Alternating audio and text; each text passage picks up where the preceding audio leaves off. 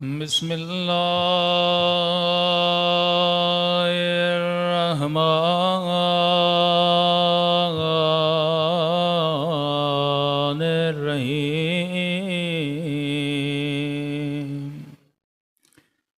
अल्हम्दुलिल्लाहि रब्बिल आलमीन।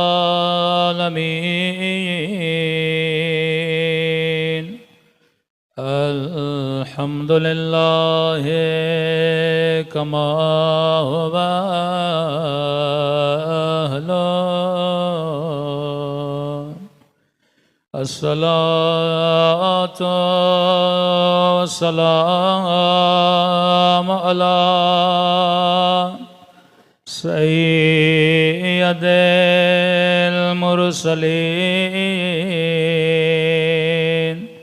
व खातमिन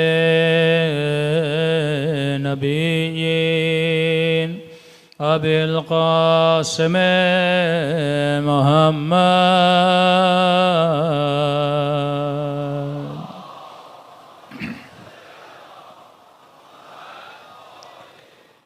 व अला आलिहि तय्यबीन ताहिरीन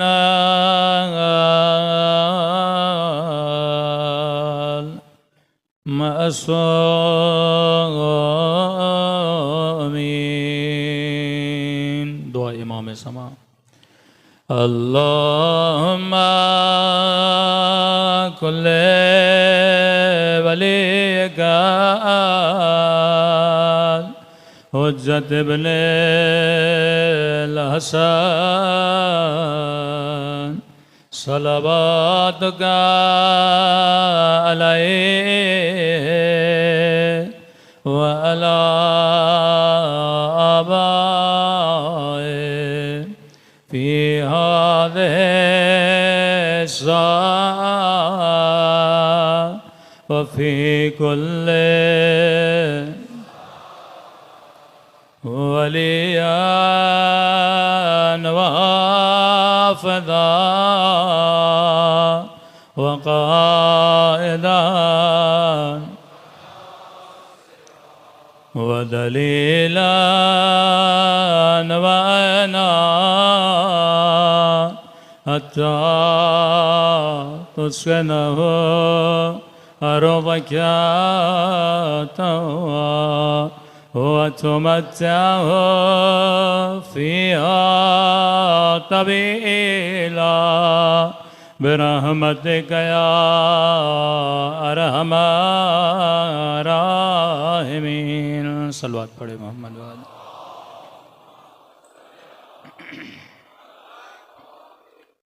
बिस्मिल्लाहिर्रहमानिर्रहीम। रब इश्रह ली सदरी वयस्सिर ली अमरी वहलुल उक़दतम मिन लिसानी यफ़क़हू क़ौली। अम्मा बाद फ़क़त क़ाल सुब्हानहु व तआला बिस्मिल्लाहिर्रहमानिर्रहीम इहदिनस सिरातल मुस्तक़ीम। सल्लल्लाहु पढ़े मोहम्मद व आले मोहम्मद।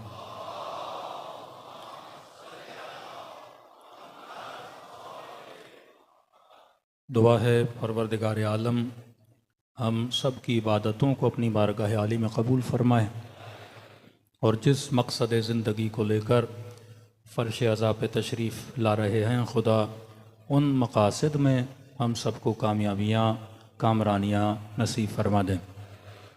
अल्लाह का कुरान में एक वादा है, हर आयत एक उसूल बयान करती है, एक पैगाम बयान करती है कि मसलन जा अल हक़ व ज़हक़ल बातिल इन्नल बातिल कान ज़हूक़ा। ये अटल फ़ैसला है कि हक़ आकर रहेगा, बातिल मिट कर रहेगा, क्योंकि हक़ ने आना ही आना है। अब हक़ आता कैसे है? क्योंकि हक़ का ताल्लुक़ इंसान की फ़िक्र से है, इंसान की फ़ितरत से है। किसी ने आपको ये पढ़ाने की ज़रूरत नहीं है कि जुल्म बुरी चीज़ है। आज आप बच्चे से भी पूछो कि जुल्म अच्छा है या बुरा है, वो कहेगा अच्छा है, बुरा है। मजलूम की मदद करनी चाहिए, हर बच्चा बोलेगा मदद करनी चाहिए। स्टेट या हुकूमत चाहे फ़िलिस्तीन की मदद करे न करे, लेकिन इंसानी फितरत का तकाजा है कि इंसान मजलूम की हिमायत करना चाहता है। यूके के रहने वाले लोग मुसलमान तो नहीं हैं। सबसे बड़ा जुलूस वेस्टर्न वर्ल्ड में अगर कहीं निकला तो वो इंग्लैंड में निकला। और ये नहीं कि उसमें मसलन मुसलमानों की तादाद ज़्यादा थी, अंग्रेज नहीं थे, नहीं। एवरी सैटरडे एंड संडे ये लोग निकलते थे, वो चाहे ऑस्ट्रेलिया। क्यों? क्योंकि आप चाहे बेदीन क्यों ना हो, लेकिन फितरत तो नहीं मरी ना। जो बेसिक्स प्रोग्रामिंग खुदा ने इंसान के अंदर की हुई है वो इंसान की नहीं जाती। आप कंप्यूटर लेके घर में आ गए, जिसने विंडो बनाई है उसने उस विंडो के अंदर कुछ प्रोग्रामिंग की है जिसके एतबार से वो विंडो चलता है। आपने मोबाइल लिया, मोबाइल के अंदर कोडिंग है और उस कोडिंग के हिसाब से मोबाइल चलता है। अब कभी कभी इसको वायरस लग जाता है, कभी कभी उस सिस्टम को एक ऐसा वायरस लगता है जो उसकी बेसिक चीज़ को ख़राब कर देता है। तो फिर दुनिया की कंपनियां क्या कहती हैं, कहा कि मैं ऑप्शन रखा है, आप फैक्ट्री रीसेट कर दो इसको। मतलब जो बेसिक इसकी प्रोग्रामिंग थी, ये मोबाइल वापस उसी फैक्ट्री की जो बेसिक प्रोग्रामिंग से उस पर वापस आ जाएगा। अय्याम अज़ा मजलिस इमाम हुसैन इंसानी फितरत को फैक्ट्री रीसेट कर देती हैं।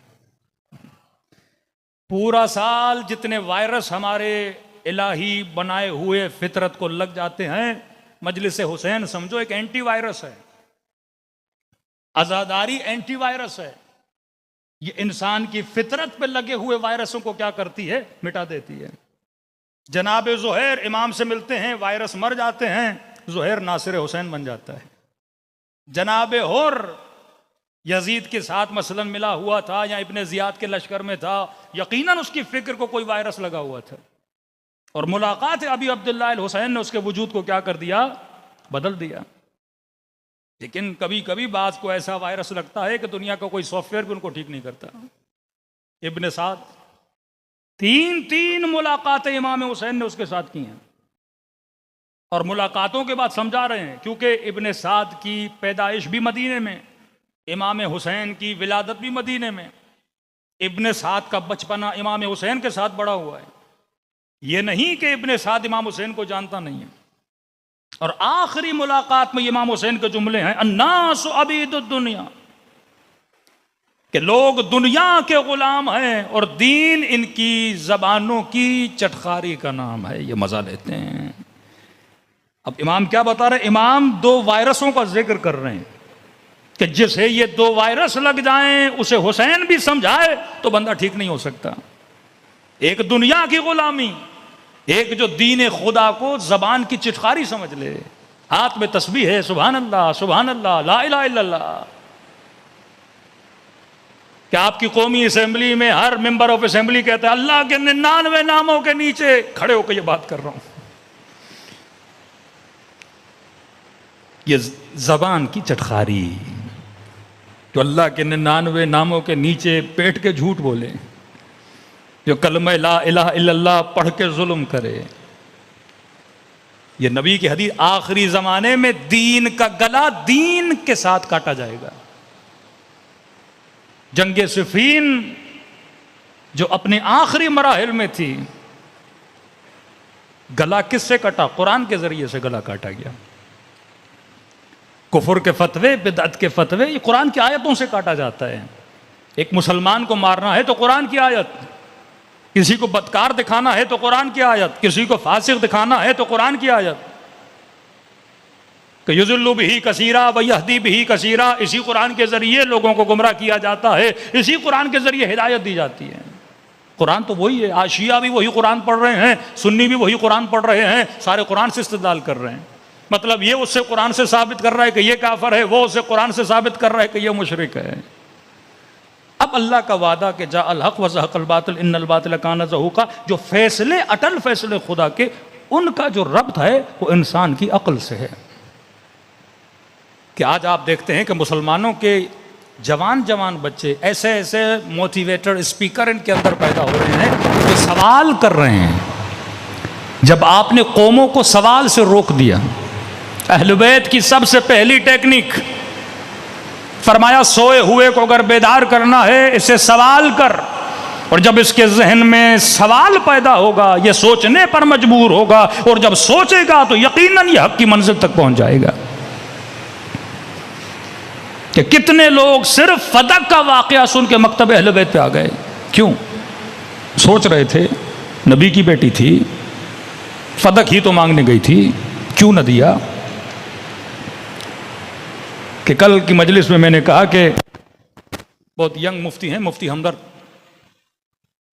और उसने एक ऐसा सवाल किया जो वाकई हमने कम सुना था ये सवाल। उसने तमाम मकातिब फ़िक्र अहले सुन्नत से एक सवाल किया। कब आज तक कहते हैं कि मुझे ये बात समझ में नहीं आई कि ये हमें किसने कहा है कि हमने फ़िक़ा मसलन फला फला साहब से लेनी है और अहले बैत से नहीं लेनी। ये कहीं कुरान की आयत है कि आप अहले बैत से फ़िक़ा नहीं ले सकते? ये कोई नबी की हदीस है कि आप अहले बैत से फ़िक़ा नहीं ले सकते? यानी मैं नवाज से रसूल से फ़िक़ा नहीं ले सकता, लेकिन इमाम अबू हनीफा से ले सकता हूँ, इमाम मालिक से फ़िक़ा ले सकता हूँ कि जनाब इमाम मालिक, जनाब इमाम अबू हनीफा, जनाब इमाम हम्बल, मुझे बताइए कि हम नमाज कैसे पढ़ें। वो बताएंगे कि भाई नमाज का तरीका ये है कि हाथों को सीने पे रखो या नाफ पे रखो या ज़ीरे नाफ रखो। कहा कि मैं फर्जंद रसूल इमाम जाफर सादिक से पूछ क्यों नहीं सकता?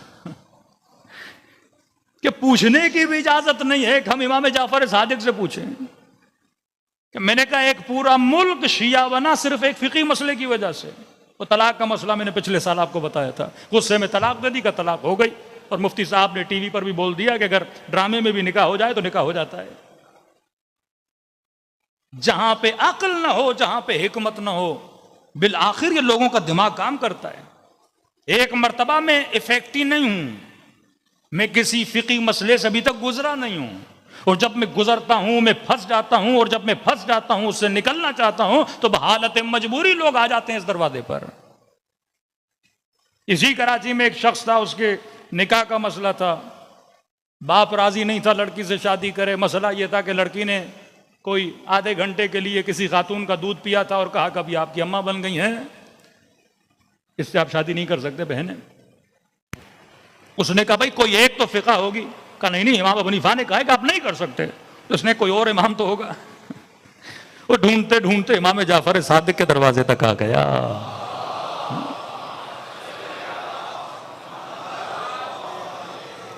दलाइल सुने कि इमाम क्या फरमाते हैं।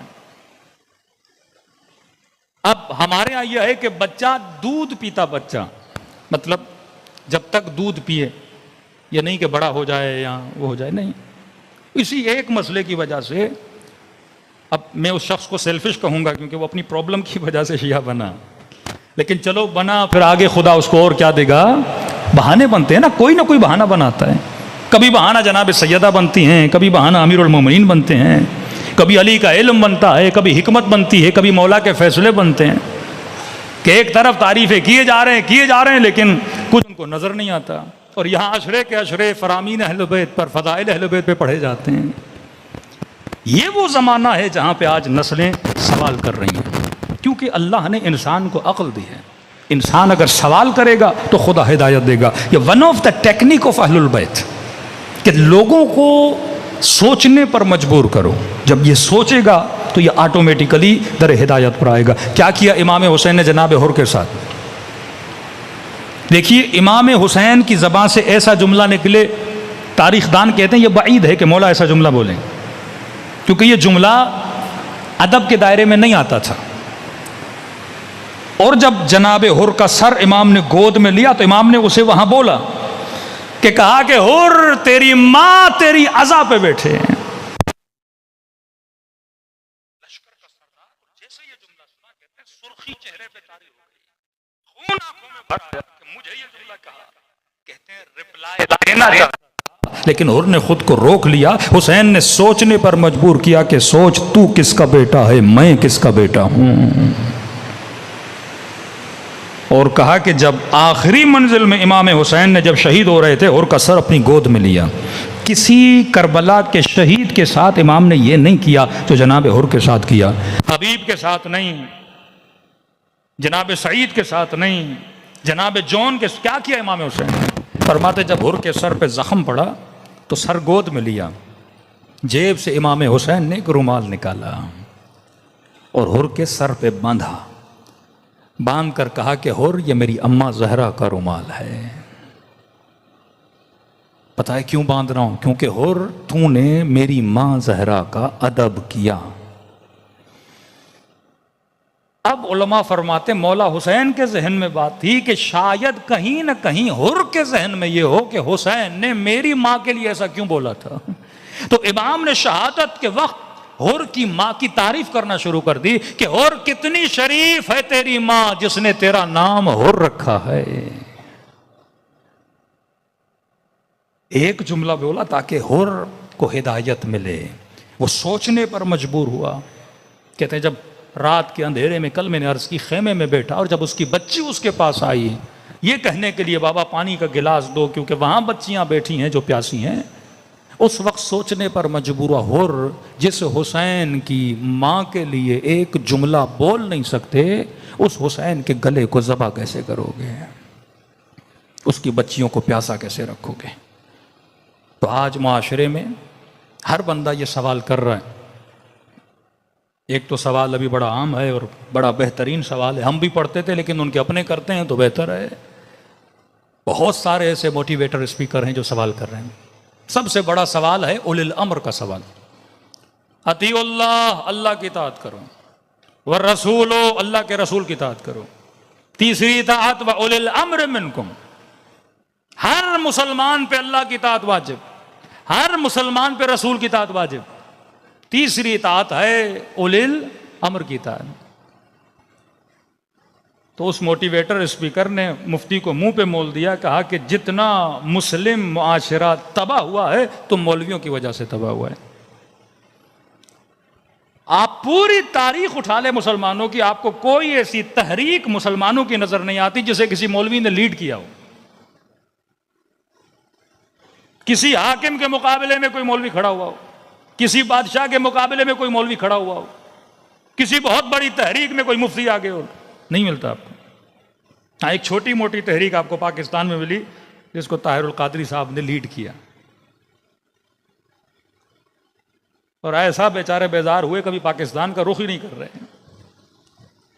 अब कसूर उनका नहीं है भाई, जब सदियों से आपने अपनी आवाम को यह बताया कि हाकिम उलिल अम्र है, फिर उन्हीं लोगों को हाकिम के खिलाफ जमा कर रहे, वो कैसे? उनके मौलवी की बयान में कंट्रोडिक्शन है।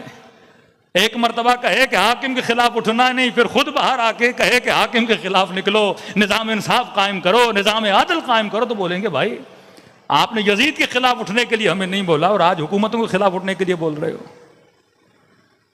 जनरल मुशर्रफ का वो मशहूर ज़मान बयान लाल मस्जिद वाले मौलवी को, कि तुमने अपनी किताब में लिखा कि हाकिम उलिल अम्र होता है और जो उसके मुकाबले में आए वो मुर्तद होता है, और जब मुर्तद हो तो उसका कत्ल जायज है। कब मैं हाकिम और तू मेरे मुकाबले में, लिहाजा तू मुर्तद है, तेरा कत्ल मेरे लिए क्या बना? जायज बना। अपनी ही फतवों पे फंस जाते हैं, क्योंकि ये फतवा बुग़्ज़ अहले बैत में इन्होंने दिया था, ये फतवा बुग़्ज़ अमीरुल मोमिनीन में इन्होंने दिया था, ये फतवा कुछ को बचाने के लिए दिया था कि अगर किसी ने किसी सहाबी रसूल को कत्ल कर दिया तो ये बताएं ये मुर्तद हो गया था।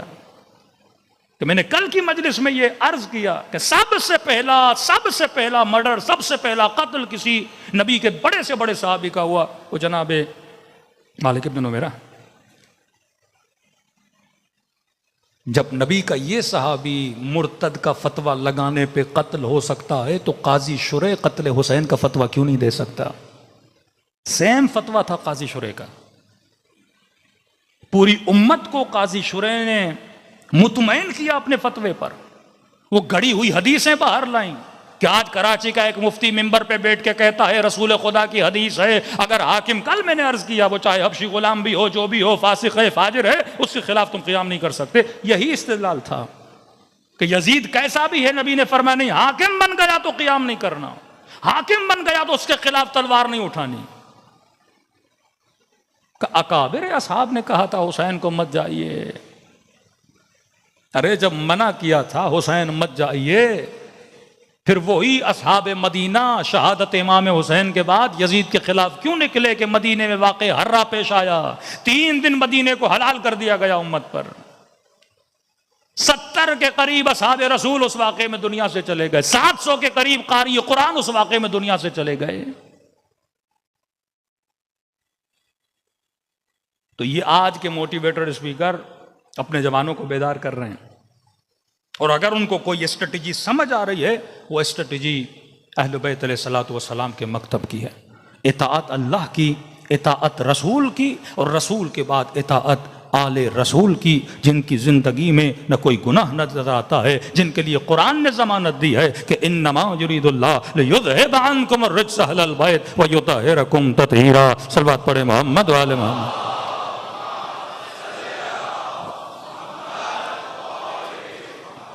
वअज्जिल फरजहुम, न रेजिस न निजासत, न 11 इमामों में कोई इख्तलाफ नजर आता है। आप नहीं दिखा सकते कि इमाम हसन का इख्तलाफ इमाम हुसैन से हो, इमाम हुसैन का इख्तलाफ मौला ज़ैनुल आबिदीन से हो, मौला ज़ैनुल आबिदीन का इख्तलाफ नहीं। अव्वलुना मोहम्मद, अवसतुना मोहम्मद, आखिरुना मोहम्मद, बल कुल्लुना मोहम्मद। फरमाइए सारे के सारे मोहम्मद हैं। इताअत तकवा इनमें झलक रही है। ये वो हैं जिनके पास इल्म भी है, जिनके पास हिकमत भी है। कभी तलवार के ज़रिए कौम की इस्लाह की है, कभी सब्र करके इस्लाह की है, कभी सुलह करके इस्लाह की है। हर ज़माने में रहबर मुअज़्ज़म फरमाते हैं कि अइम्मा की ज़िंदगी को एक एक करके ना देखा करो। उन्होंने किताब लिखी है इंसान 250 साले, 250 साला इंसान, पहले इमाम से लेकर आखिरी इमाम तक इन्होंने एक इंसान की सूरत में पेश किया। अमीरुल मोमिनीन ने अपनी ड्यूटी पूरी की, इमाम हसन को दिया। इमाम हसन ने ड्यूटी पूरी की, इमाम हुसैन को दिया। वल्लाह अगर सुलहनामे इमाम हसन न होता, आज उम्मत ये मानने पे तैयार न होती कि 70,000 मिंबरों से अमीरुल मोमिनीन पे सब शतम किया जाता था। उसने खत पर साइन करके दिया कि हसन जो लिखोगे मैं मानने के लिए तैयार हूं। शराइत के हमें जिजिया दोगे, सादात को जिंदानों से निकालोगे, मिंबरों से अमीरुल मोमिनीन का सब शतम बंद करोगे। ये और बात है कि एक भी शर्तनामे पे अमल न किया गया, यानी लिख कर और बाद में मान कर यह बताया कि ये सारे काम होते थे। बाज़ औक़ात चेहरों से निकाब उतारने के लिए कई काम किए जाते हैं। तो तारीख लिखती अगर ये सुलह इमाम हसन न होती, उस वक्त इमाम हसन की जान को भी खतरा था, इमाम हुसैन की जान को भी खतरा था। सिलसिले इमामत चलाना है। बाज़ मुमिनीन समझते हैं हर चीज़ मौजज़े से चलती है। नहीं मेरे अजीज़, अमीरुल मोमिनीन के घर पे हमला हुआ, रिवायत के जुमले मौला फरमाते मुझे ये खतरा था, डर था कि हसनैन इनके कदमों में आके कहीं दुनिया से न चले जाएं। इमामत को भी बचाना है, पैगाम रिसालत को भी बचाना है। जंगों में एहतियात से अमीरुल मोमिनीन अपने बच्चों को भेजते थे। वो मैंने बताया मोहम्मद इब्न हनफिया का वाक़या। ये नस्ल बढ़नी है इमाम हसन से और इमाम हुसैन से। बेटी इमाम हसन की, बेटा इमाम हुसैन का, आपस में शादी करते हैं, फिर इमाम ज़ैनुल आबिदीन की नस्ल आगे बढ़ती है। हसन और हुसैन की नस्ल से नस्ल इमामत चली है। और आखिरी इमाम को खुदा ने पर्दे गैब में क्यों डाला? क्योंकि आखिरी हिदायत का एक वसीला बचा है, हुज्जत खुदा हज़रत महदी सलामुल्लाह अलैह।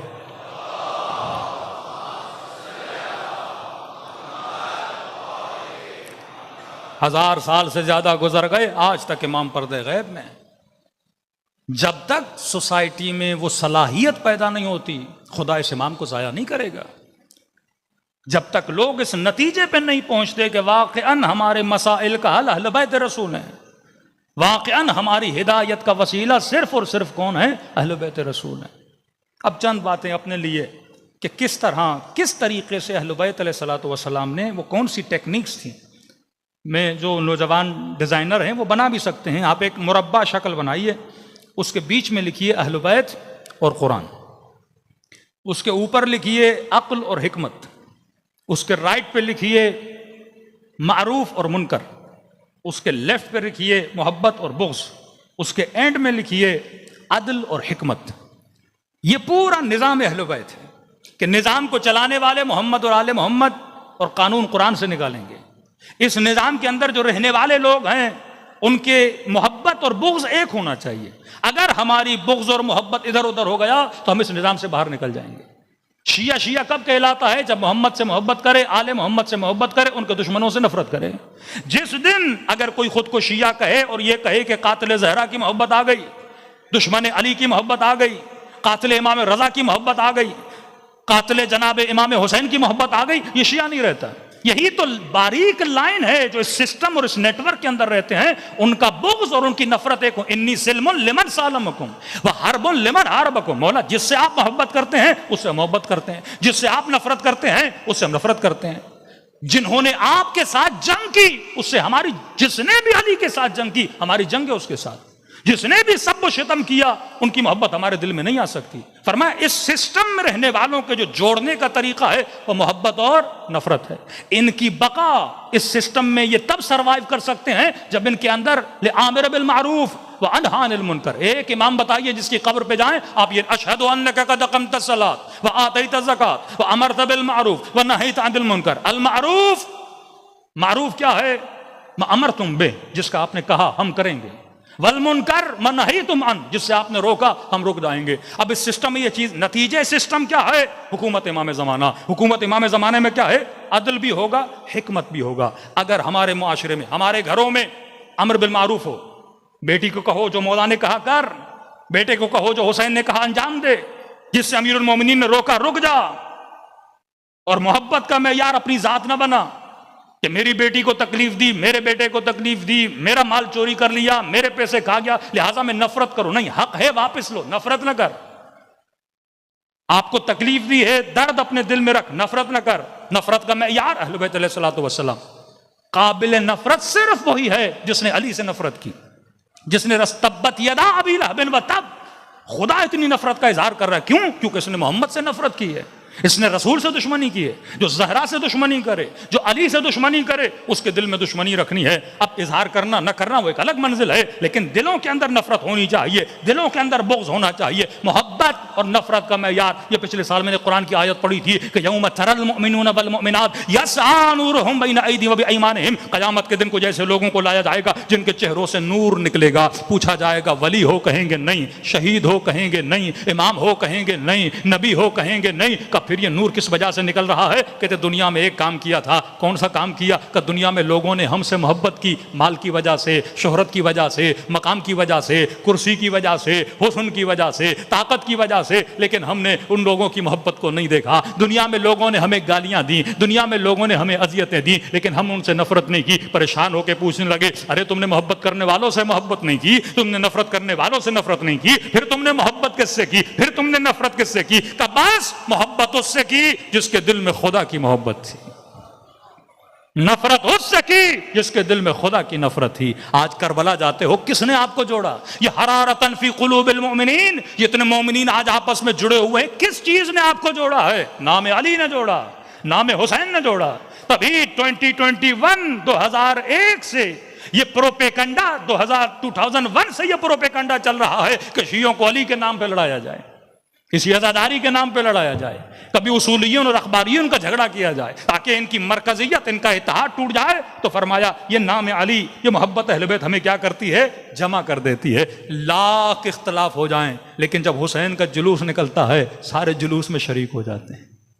लाख इख्तलाफ हो जाए फिर मोमिन आके मजलिस में बैठता है। आप शायद किसी की शक्ल देखना पसंद न करो, लेकिन मजलिस में तो आओगे, वो भी आएगा, आप भी आओगे। किसी ने बेटी को तलाक दे दी, वो भी आएगा, आप भी आओगे। कोई लिबरल शिया, कोई सेकुलर शिया, कोई ऐसे दुनियादार शिया, कोई राशि, कोई पता नहीं क्या क्या करता है, लेकिन मजलिस में तो जरूर आना है। तो हमें बिल आखिर कौन जमा कर रहा है? जिक्र अली इब्न अबी तालिब जमा कर रहा है। हमारे दिलों को कौन जोड़ रहा है? मोहब्बत अली जोड़ रही है। तो ये नेटवर्क जो अहले बैत ने बनाया है, जिसका मेयार क्या रखा है? मोहब्बत को रखा है, नफरत को रखा है। फरमाया इस मोहब्बत को अपने, और यही नेटवर्क रसूल ने बनाया, ये नहीं कि अमीरुल मोमिनीन अहले बैत ने कोई नया नेटवर्क बनाया। ये सीगे उखुव्वत, जब मक्के के मुहाजिरीन मदीने गए, उनके दरमियान उखुव्वत का सीगा पढ़वाया कि अपने घरों को तकसीम करो। घरों के ऊपर वाली मंजिल पर मुहाजिरीन को दे दिया और कहा कि एक दूसरे के साथ अक़्द उखुव्वत पढ़ो। आज भी गदीर के दिन मुस्तहब है कि शिया आपस में क्या पढ़ें? अक़्द उखुव्वत पढ़ें, एक दूसरे के साथ भाईचारे पे रहो। यही उखुव्वत का कॉन्सेप्ट रसूल ने दिया था, और इसी कॉन्सेप्ट और इसी नेटवर्क को मोहम्मद और आले मोहम्मद ने आगे बढ़ाया। लेकिन रसूल के जाने के बाद एक सहाबी दूसरे सहाबी को कत्ल करता है। कि मैंने कल कुरान की आयत पढ़ी, फसौफ यअतिल्लाहु बिक़ौमिन, खुदा एक कौम को बनाएगा जो अल्लाह से मोहब्बत करते हैं, अल्लाह उनसे मोहब्बत करता है। अशिद्दाउ अलल कुफ़ार रुहमा बैनहुम, काफरों के मुकाबले में ऐसे खड़े होते हैं आहनी दीवार की तरह, लेकिन आपस में एक दूसरे से इतनी मोहब्बत है कि बंदे को यकीन नहीं आता। एक माँ ने 5-5 बच्चे, भाई इमाम नहीं कह रहा, इमाम का नुमाइंदा है, नुमाइंदे आम नुमाइंदे खास भी नहीं, खुमैनी कह रहे हैं।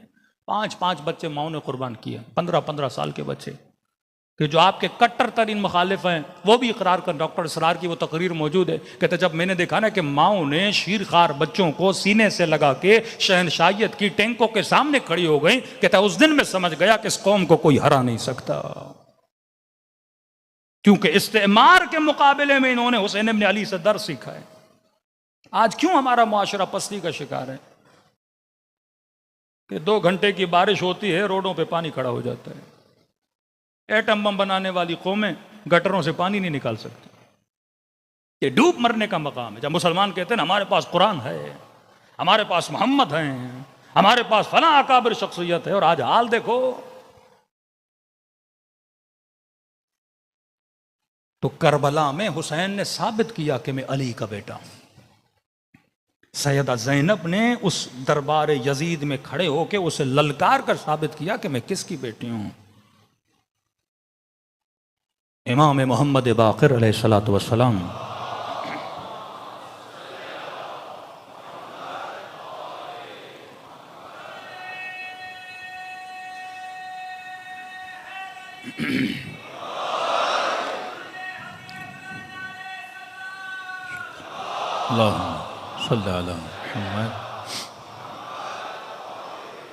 तो मेरे अजीज, मेरे जवान, नेटवर्क को समझो। नेटवर्क का सेंटर कुरान और अहले बैत। नेटवर्क जहां से फीड ले रहा है वो अक्ल और हिकमत। नेटवर्क का कानून मारूफ और मुनकर। अफराद का आपस में रिश्ता मोहब्बत और बुग़्ज़। इस नेटवर्क का समर नतीजा अदल और हिकमत। एक ऐसा माशरा जिस माशरे में अदालत हो। आज आपके माशरे में क्या है? जुल्म है, क़िस्त है। इसका भी एक रीज़न है, जिस रीज़न पर अमीरुल मोमिनीन ने जोर दिया। आज मजलिस का वो टॉपिक नहीं है, लेकिन उस रीज़न की वजह से मुसलमान माशरा तबाह बर्बाद हुआ। जिसने इस्लाम की तारीख में पहला जुर्म किया था, अमीरुल मोमिनीन खड़े हुए कि इसका किसास करो, इसने कत्ल किया है, किसी की बीवी के साथ ज्यादती की है, किसास करो। किसास न हुआ। और कुरान की आयत है कि वफ़िल किसास, हमने किसास में हयात रखी है, जिंदगी रखी। कानून जजा और सजा। चोर के हाथ नहीं काटोगे तो आगे जाके बड़ी चोरी करेगा। टारगेट किलर को सजा नहीं दोगे, आगे जाके और कत्ल करेगा। राशि को जेल में नहीं डालोगे, आगे जाके और बड़ा डाका डालेगा। कि हमारे यहां हर रोज एक बहुत बड़ी चोरी होती है। ऐसा जुल्म होता है कि कहते हैं जिया बुरा था, फिर कहते फला। यानी हर जमाने में हम कहते हैं हुक्मरान एक से एक बदतर होता जाता है, क्योंकि यहां सजा और जजा नहीं। अमीरुल मोमिनीन यही फरमाते हैं, जब तक चोर को सजा नहीं, कातिल को सजा नहीं। जब हुकूमत पर पहुंचे तो पहला खुतबा अमीरुल मोमिनीन ने दिया, फरमाया अली की अदालत तुमसे बर्दाश्त नहीं होगी। अमीर शाम जब इमाम हसन के लश्कर में जाने वालों को यह जुमला बोलता है कि तुम उस हसन के पास जा रहे हो जिसने सारी जंगें मुसलमानों से लड़ी हैं, जिसके बाबा ने सारी जंगें मुसलमानों से लड़ी हैं। कल मैंने अर्ज किया, जंग जमल असहाब रसूल, जंग सिफीन हमारे साथ लड़ी, जंग नहरवान कारिया ने कुरान के साथ लड़ी। कभी सोचे तो सही, अली जो बाबे हिकमत हैं ऐसा क्यों कर रहे हैं? क्योंकि जब बदन में कैंसर हो जाए तो डॉक्टर भी कहता इलाज ये है कि जो हिस्सा गंदा हो चुका उसे निकाल के फेंको, वरना ये पूरे बदन को तबाह और बर्बाद करे। इमाम हुसैन मौला अमीरुल मोमिनीन करबला देख रहे थे कि अगर ये कैंसर ज़दा मुआशरे के अफराद को इस्लामी मुआशरे से निकाल कर काट कर मारा नहीं गया, ये पूरे मुआशरे को जहरालूद कर देंगे। और मुआशरा जहरालूद हो गया। यजीद जैसे लोग आए, नवासे रसूल का कत्ल हुआ। अब देखिए अहले बैत ने तरबियत कैसे की। मेरे 5वें इमाम फरमाते हैं कि मेरे बाबा इमाम ज़ैनुल आबिदीन अलैहिस्सलातु वस्सलाम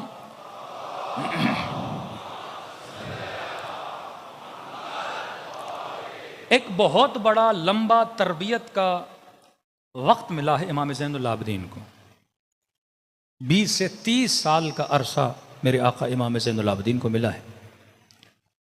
फरमाते मौला ने अपने दिन को तकसीम किया हुआ था कि ये टाइम शियों से मिलने का है, ये टाइम इबादत का है, ये टाइम गुलामों को देना है, ये टाइम घर वालों को देना है। एक ख़ास वक्त था जो वफूद आते थे इमाम उन शियायान से, शियायान शिये का मतलब जो अहले बैत के चाहने वाले थे, अब ज़रूर नहीं वो कंप्लीट निज़ाम विलायत को मानने वाले हैं, मोहब्बत करने वाले हैं।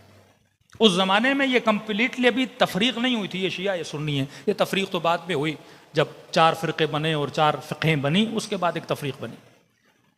आते थे इमाम से मिलने, तो जैसे आए तो वो बहुत बड़ी बड़ी बातें करने लगे कि मौला हम अगर करबला में होते ये न होने देते, मौला हम होते आपके हाथों में रस्सियाँ ना आती, मौला हम होते खेमों पे हमला ना होता, मौला हम होते इमाम हुसैन के साथ जुल्म, मौला हम होते ये करते, या लैतना कुन्ना माकुम। ये नारा अच्छा भी है लेकिन कभी कभी ये नारा बीमारी भी बन जाता है। खुलूस से अमल से बंदा बोले तो इस नारे की अजमत बहुत बड़ी है, बंदा शोहदा करबला में शुमार हो जाता है। लेकिन इस नारे को इमाम हुसैन के बकौल सिर्फ जबान की चिटखारी बना दिया जाए कि मौला मैं होता तो ये करता, मैं होता तो ये करता, सुनते रहे सुनते रहे। 5वें इमाम फरमाते मेरे बाबा का सर झुक गया। अच्छा, ये सेम रिपीटेड 6ठे इमाम से भी मिलता है, कैफियत कुछ अलग है। इब्तदा 4थे इमाम की सबसे पहली रिवायत, इमाम ने कनीज को कहा कि जा तंदूर से एक आग का कोयला ला। कनीज ने सुना और गई और हाथ में उस आग के अंगारे को लेकर आई। ये जितने बैठे थे इमाम ने सबसे कहा कि कौन है इस अंगारे को अपने हाथ में ले। 5वें इमाम फरमाते जैसे मेरे बाबा ने कहा कौन है, कहते मैं उठा। अच्छा, ये अजीब रस्म है अहले बैत में। रसूल ने दावत ज़ुल शिरा में का कौन है, सबसे पहले अमीरुल मोमिनीन उठे। खंदक में का कौन है जो इसके मुकाबले में जाए, सबसे पहले अली इब्न अबी तालिब उठे। शब हिजरत का कौन है मेरे बिस्तर पे सोए, सबसे पहले अली उठे। और तीनों मर्तबा नबी ने अली को बिठाया, अली मुझे पता है मैं आपको नहीं कह रहा, सवाल किसी और से।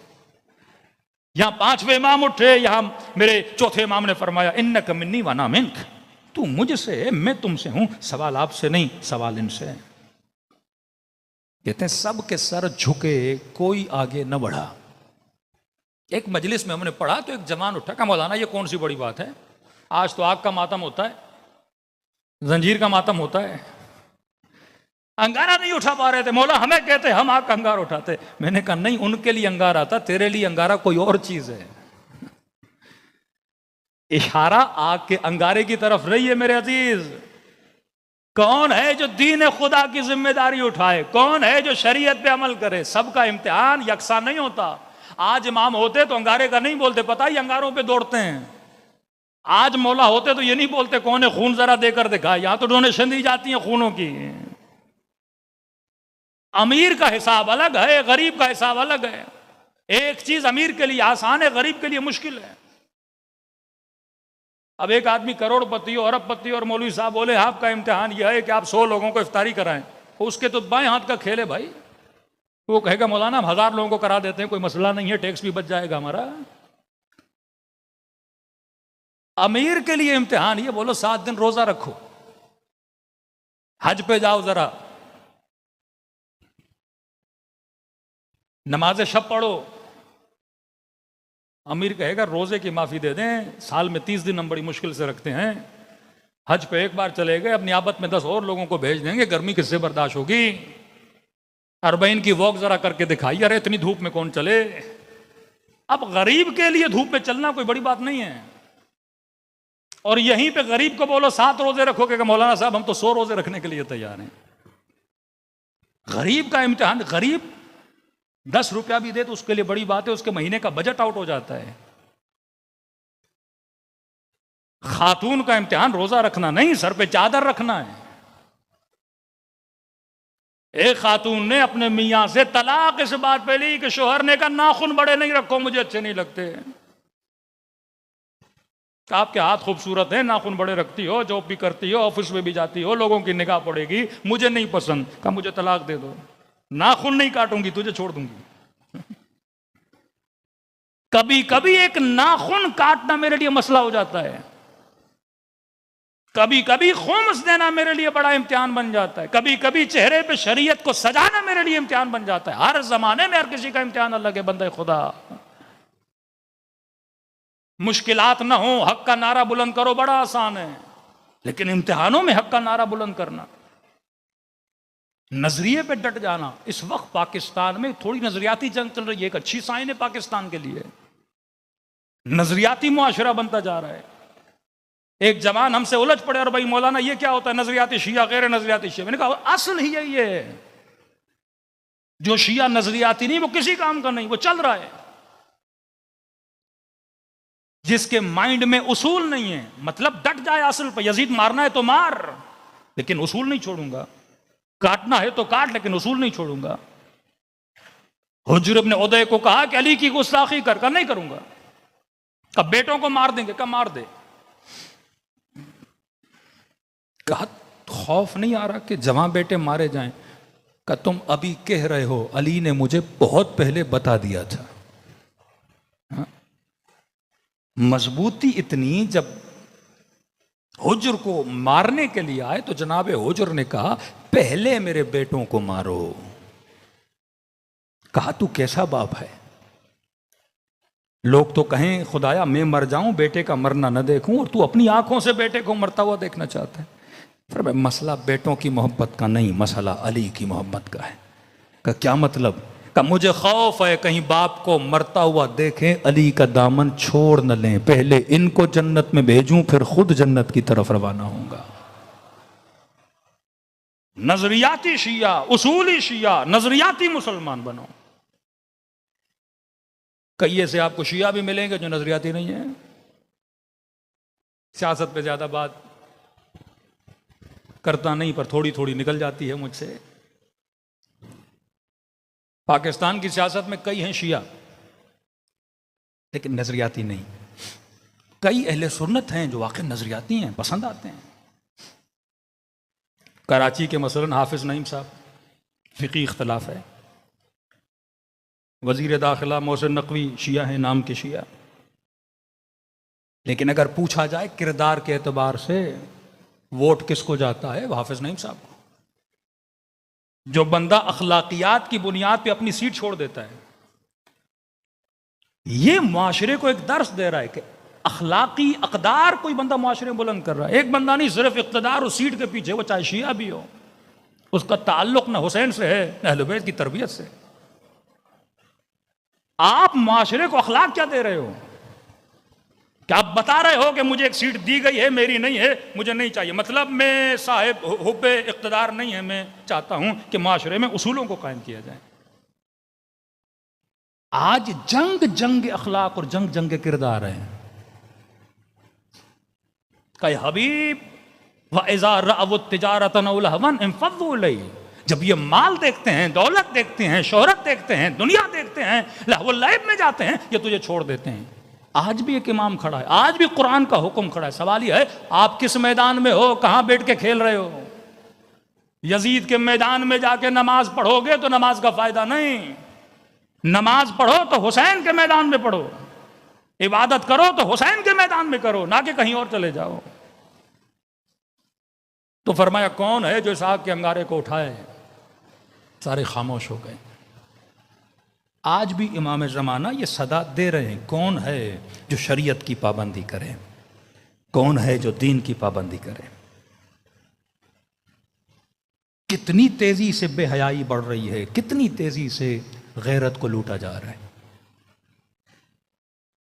कभी कभी सख्त जुमले बोलता हूं लेकिन बोलने पड़ते हैं। हम वेस्टर्न दुनिया जाते हैं, ऑस्ट्रेलिया, यूरोप, यूके जाते हैं, एक अंग्रेज के अंदर जब गैरत नहीं होती तो मौलाना फौरन बोल देते हैं भाई इसने तो खिंजीर खाया है तभी बेगैरत है।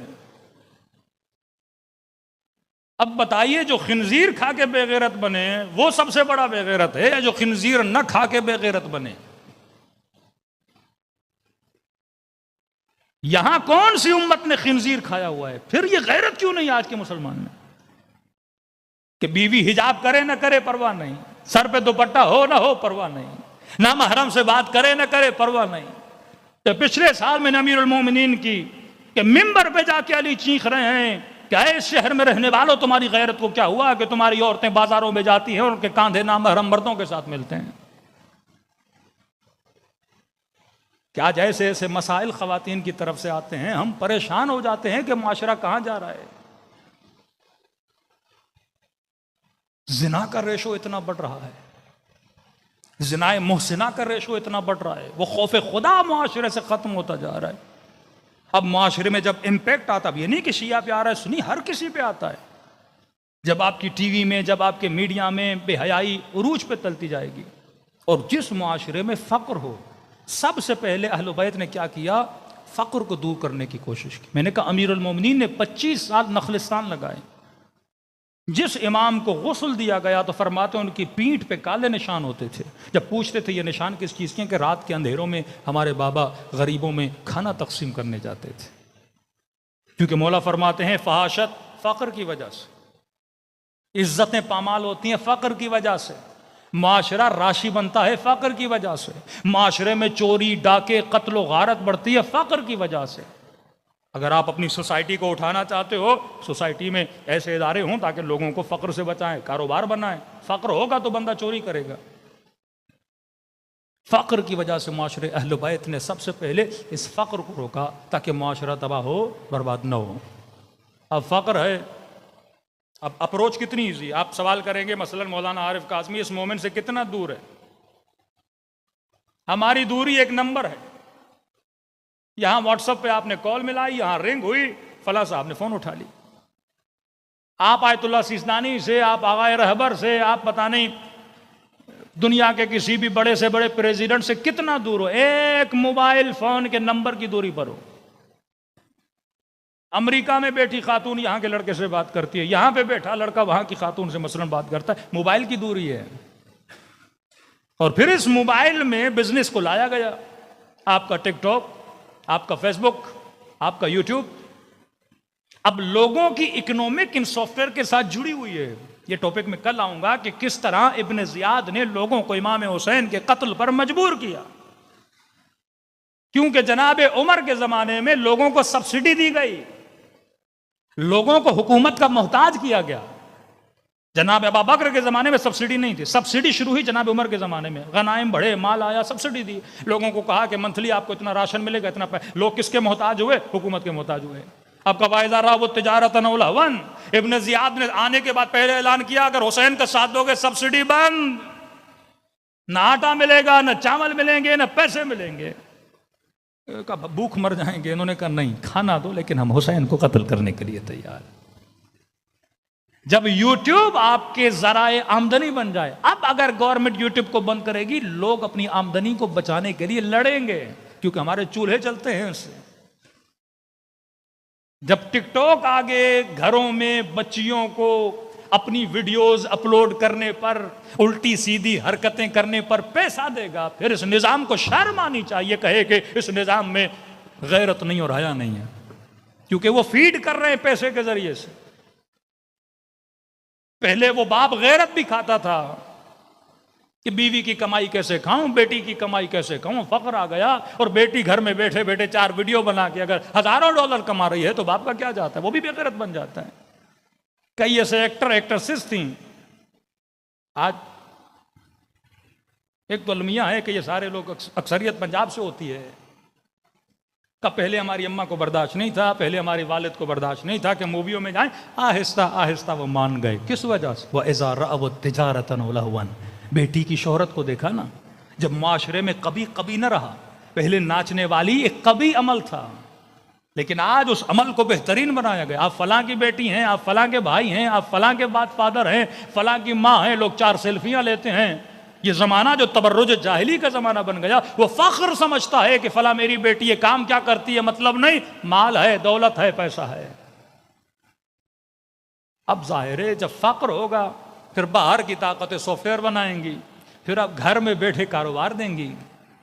हुस्न बेचा जाएगा, हया बेचा जाएगा, फिर उस माल की वजह से अपनी गैरत पे कॉम्प्रोमाइज़ करेगा, फिर उस माल की वजह से अपने हया पे कॉम्प्रोमाइज़ करेगा।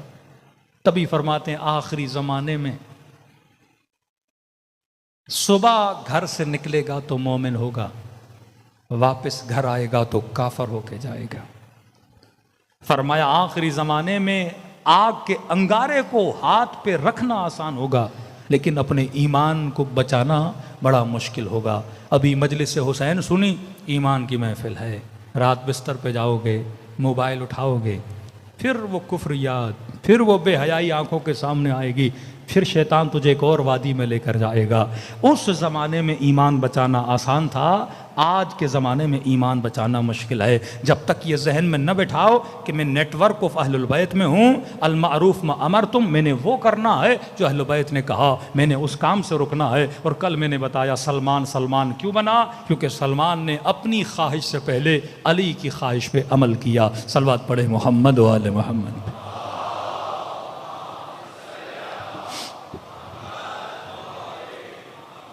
एक बहुत लंबा वाक़या है जिसको मैं अभी पढ़ूंगा तो कम से कम आधा घंटा उसमें निकल जाएगा,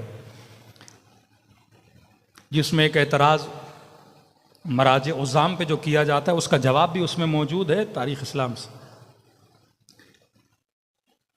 दिलचस्प वाक़या है कि किस तरह कोई अली के साथ था, वो फिर करबला में हुसैन के मुकाबले में आके खड़ा हो गया। ये तारीख़ इस्लाम के बड़े अजीब कैरेक्टर हैं कि इब्तदा देखोगे अच्छी, इंतहा देखोगे बहुत बुरी। हुर की इब्तदा बुरी, हुर की इंतहा अच्छी। ज़ुहैर की इब्तदा बुरी, ज़ुहैर की इंतहा अच्छी। तभी फरमाया दुआ किया करो कि खुदा तुझे आक़िबत बखैरी अता करे। फरमाया शुक्र खुदा अदा किया करो कि परवरदिगार आलम ने तुझे मकतबे अक्ल का मेहमान बनाया है। फरमा एक आंसू की कीमत असर यह है कि वह जहन्नुम की आग को बुझाने की ताकत रखता है। जब छठे इमाम के घर में मजलिसों की इब्तदा प्रॉपर छठे इमाम के ज़माने से हुई, अल ऐलान मामून के ज़माने से हुई, आल बुए के ज़माने में अल ऐलान आशूरा के दिन छुट्टी का ऐलान किया गया हुकूमती तौर पर। जब ये मोमिन निकला इमाम के घर से और इमाम ने कहा कि तूने मेरे जद पे रोने का हक अदा नहीं किया, तो इसने जेब से रुमाल निकाला और कहा कि मौला मैं इतना रोया कि यह पूरा रुमाल गीला हो चुका है। इमाम ने कहा मैंने ये नहीं कहा कि तूने रोया नहीं, मैंने कहा कि तूने हक अदा नहीं किया।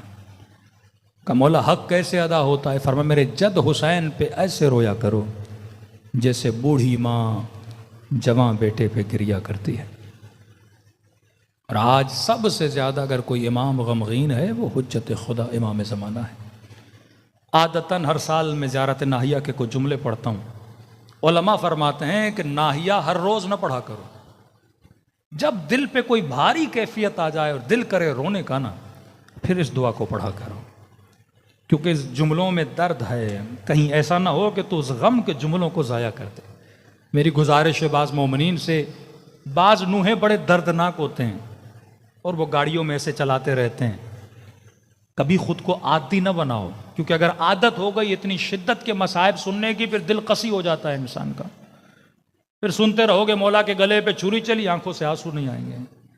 फरमाए मसाइब खास कैफियत में सुना करो, ताकि वो मसाइब, क्यों खुदा कहते हैं कुरान भी जब आपस में बातें करो न सुनो, फिर कुरान आदत बन जाएगी, तुम गौर व फिक्र नहीं करोगे। फिर कुरान की कैसेट सिर्फ मुर्दों के लिए लगाओगे और इस मुर्दा जिस्म को जिंदा करने और रूह को जिंदा करने के लिए कुरान नहीं सुनोगे। कि मौला फरमाता अस्सलाम अलल शैबिल खतीब, मेरा सलाम हो उन महासिन पे जो खून से रंगीन थे। उर्दू में लफ्ज़ इस्तेमाल होता है खिजाब। हम दाढ़ियों को रंग से खिजाब करते हैं। कि मेरे उस जद पे सलाम हो जिसने अपनी दाढ़ी को अपने खून से खिजाब किया। किसी ने मेरे मासूम से पूछा कि मौला ये वाक़या कब का है?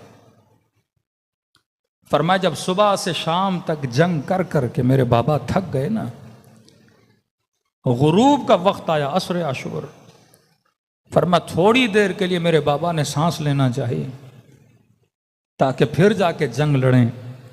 का इतने में अपने माथे का पसीना पोंछ रहे थे, किसी जालिम ने मेरे बाबा के सर पे पत्थर मारा। का जब सरे हुसैन से खून जारी हुआ तो बाबा ने खून को पोंछना चाहा, इतने में हुरमला ने मेरे बाबा को एक तीर मारा। का बड़ी कोशिश की कि तीर को आगे से निकाले, लेकिन निकला नहीं। मेरे बाबा ने पीठ से तीर को तोड़ के निकाला।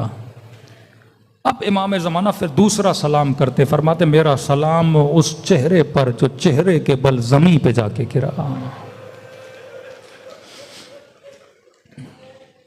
अब जो खून जमा हुआ तो बाबा ने दाढ़ी पे मल लिया और जख्म इतना गहरा था कि आंखों पे अंधेरी आ गई और चेहरे के बल जाके करबला की जमीन पे गिर पड़े।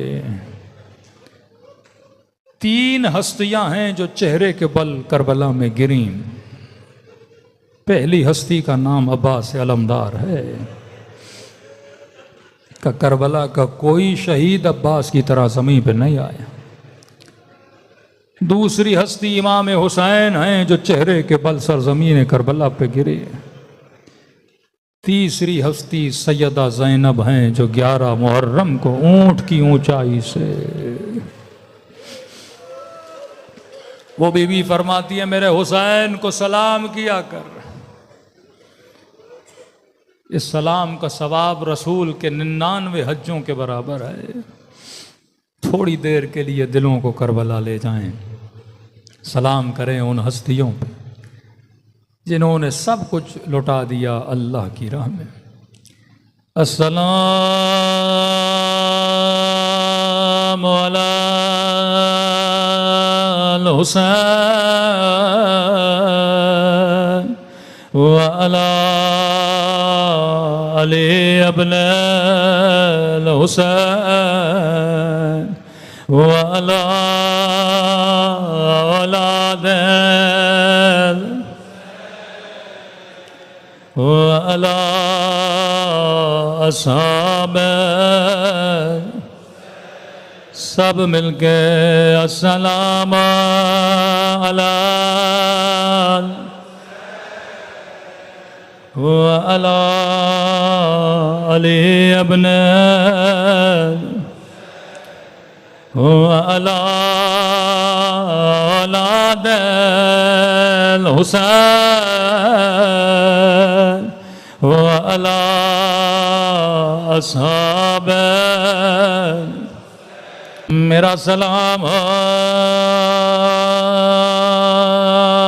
सकीना के जख्मी कानों पे,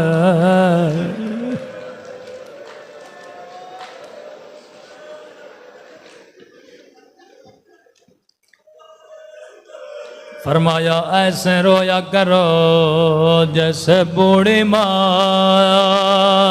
जवाया बेटे पे रोती है।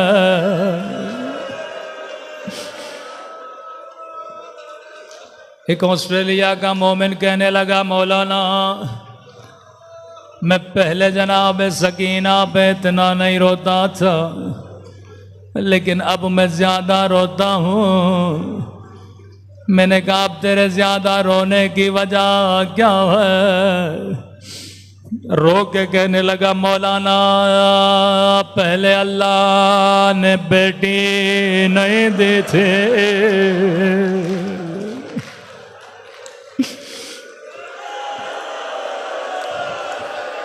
लेकिन जब से घर में बच्ची की विलादत हुई है मेरी समझ में नहीं आता मेरे चौथे इमाम ने कैसे बर्दाश्त किया होगा।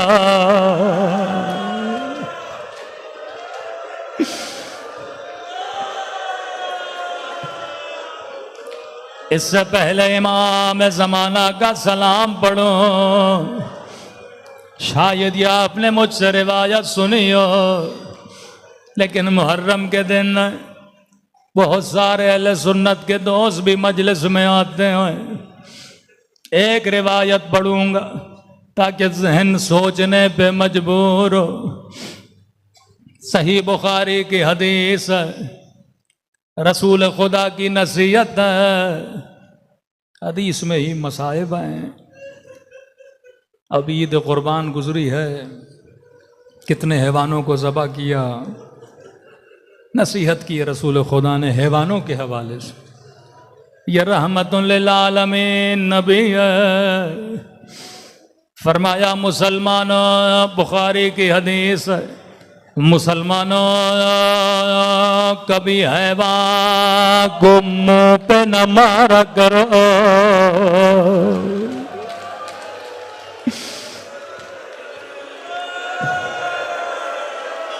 चेहरा चाहे इंसान का हो या हैवान का हो, हैवानों के चेहरों का भी एहतराम किया करो। अब सुनो इमाम ज़माना की मज़लूमियत। फरमाया मेरा सलाम हो उन नन्हे से रुखसारों पे, ओ जिनका रंग बदलता रहा, ये नहीं का रंग बदल गया। कभी शिमर के तमाचों ने रंग नीला किया,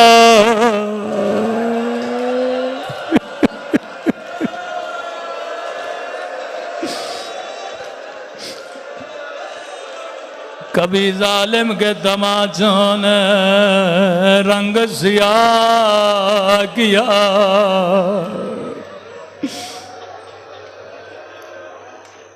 लश्कर यजीद का सिपाही कहता एक जगह पे मेरा दिल भी खून रोने लगा। का कौन सा मकाम? कहा जब कटे हुए सरों को नौके नेज़ा पे उठाया गया, ये बच्ची बाबा बाबा करके सर के पीछे दौड़ने लगे। खुदा किसी बच्ची को बाबा का कटा सर न दिखा।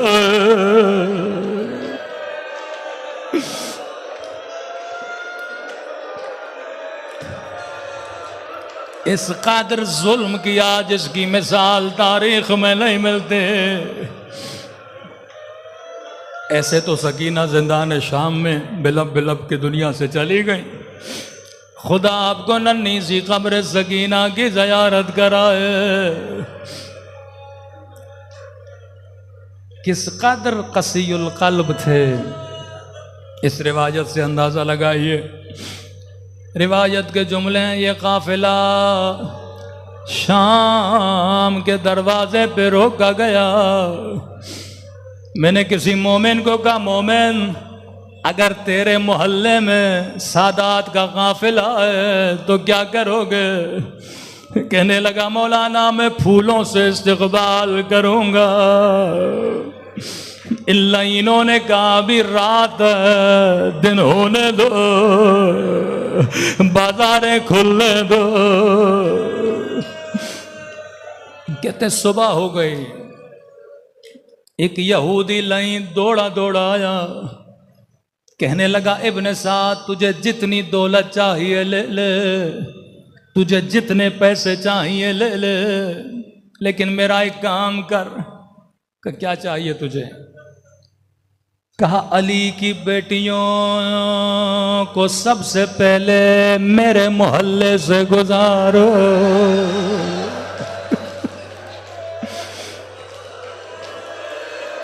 ये मजलूमियत आले रसूल है। मुसलमान भी पत्थर मारे, यहूदी भी पत्थर मारे। लाइन पैसों की लालच में गाले जा। ये काफिला यहूदियों के मोहल्ले में दाखिल हुआ। यहूदी दौड़ता हुआ अपने मोहल्ले में गया, खुशी के मारे आवाज दे के कहने लगा आए यहूदी मर्दो, आए यहूदी औरतों, जिसके बाप दादा को अली ने मारा है, जिसने अली से बदला लेना है, मैं अली की बेटियों को कैदी बना के लाया।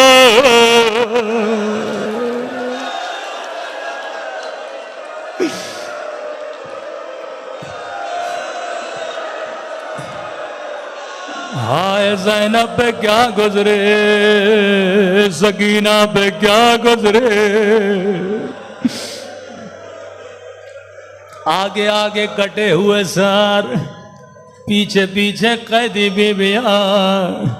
रावी कहता है यहूदी मलऊना औरतें छतों पे चढ़ गए, झोलियां पत्थरों से भर ले, यहाँ पत्थरों की बारिश के, लेकिन कोई भी कुछ भी न कहती थे। एक यहूदी मलऊना औरत ने पत्थर लिया, कहती है मैं किसी और को नहीं मारूंगे, मैं अली के बेटे को मारूंगे।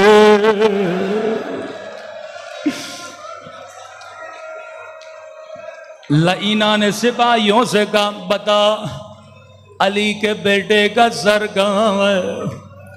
खूली ने हुसैन की कटी गर्दन की तरफ इशारा किया।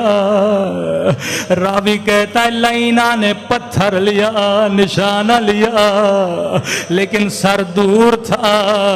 अपने गले से सोने का हार उतारा, खूली के कदमों में फेंका, कहा मेरे करीब आ, करीब आ, मैं नहीं चाहती पत्थर किसी और को लगे। यहाँ सर आगे बढ़ता रहा, यहाँ सकीना आगे बढ़ती रहे। ओ मेरा गरीब बाबा, ओ मेरा प्यासा बाबा। कहता लईना का हाथ नीचे आया, हुसैन के सर से खून जारी हुआ।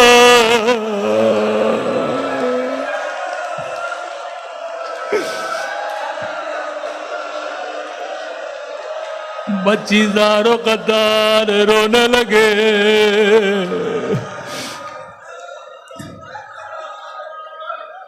क्या कुछ मेरे इमाम ज़ैनुल आबिदीन ने नहीं देखा? जैसे ये पत्थर मार चुके, इसके साथ दूसरी लईना थे। कहने लगे तूने भाई को मारा है, मैं बहन को मारूंगी। कहा हुसैन की बहन का, लाइन ज़ैनब की तरफ इशारा किया। अब रिवायत के जुमले बड़े सख्त हैं, जैसे इसने बीबी ज़ैनब का निशाना लिया। रावी कहता ज़ैनब गौर से देख रही थी, लेकिन ज़बान से कुछ भी न कहती थी। गोया कह रही थी मारो मारो, मुझ ज़ैनब को भी मारो। जब मेरे हुसैन को मारा है तो मुझे भी मारो। यहाँ हाथ ऊपर गया, यहाँ हाथ नीचे आया, और ज़ैनब के सर से खून जारी हुआ।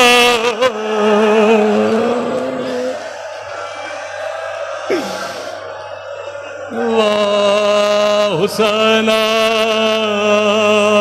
वाह ज़ैनबा वाह अब्बासा की फरियाद बुलंद हुए। ऐ खुदा मज़लूमियत अहल बैत का वास्ता हमारे मौला और आका इमाम ज़माना का ज़हूर फरमा। ऐ खुदा जो बीमार हैं उन्हें शफ़ाए कामिला आजिला नसीब फरमा। जो तंग दस्त हैं, जो जिंदानों में हैं, उन्हें रिहाई अता फरमा। इन अय्याम में मोमिनीन के जान माल नामूस और इज़्ज़त की हिफाजत फरमा। रब्बना तक़ब्बल मिन्ना इन्नका अंतस समी।